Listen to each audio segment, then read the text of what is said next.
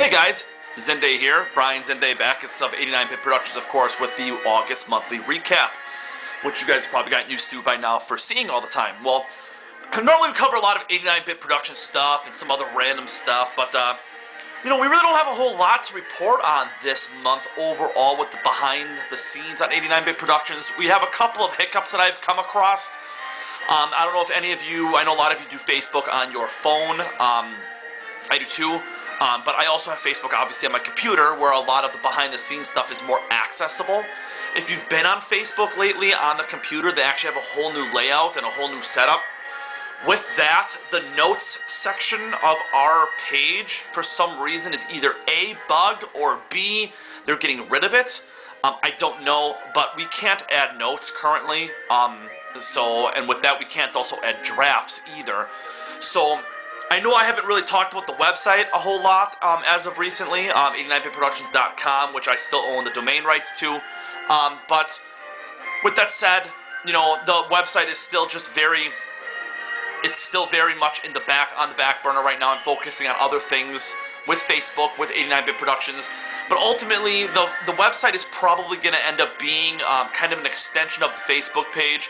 If we can't post reviews with notes on Facebook, we're probably going to end up using the idea of being able to post the reviews that we write on our website. And the website would be pretty much just like, a review database, so to speak, and maybe like other specialty columns that we write and stuff that I'll be adding to it. The website's still very, very choppy. It's still very, we haven't really been working on it, honestly. Like I said, it's on the back burner because there's other things in mind that I'm working on.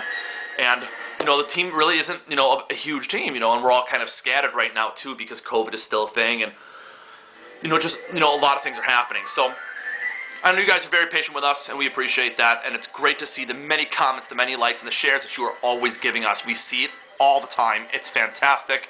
We love talking with you guys, so please keep that up. Please talk to us more. We love talking games. All of us do. With that said, like I said, we don't really have a whole lot to report on, so to speak, when it comes to 89. It's pretty much just the notes section.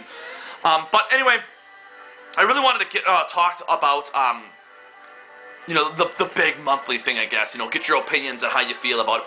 I want to know your opinion on physical versus digital. For some unknown reason, Xbox and PS5 price points have not been announced yet as of this recording, and probably more than likely as of the time this video goes live.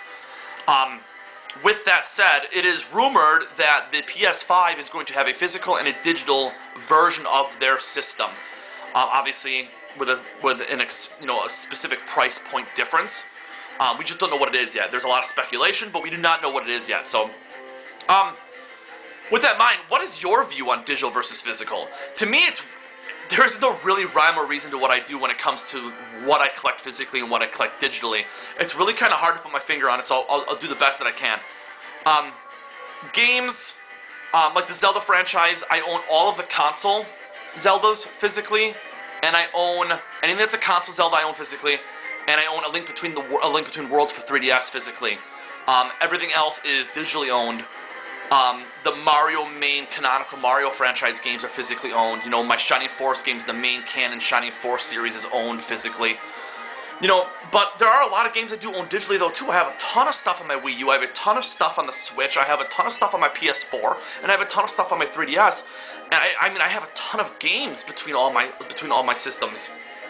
So, what is your way of doing things? Do you do things only digitally? Do you do only physically? Or do you mix it up a little bit? Because lately I've actually been digitizing some of my collection where I'm going to be having specific collections, or not collections, but like specific games that only see the console every once in a while, like Smash Brothers and Mario Kart, only really get put into my Switch when I have friends over. Those games I'm going to start owning digitally, but other games I'm going to, I still keep physically, like Mario Odyssey and, Breath of the Wild.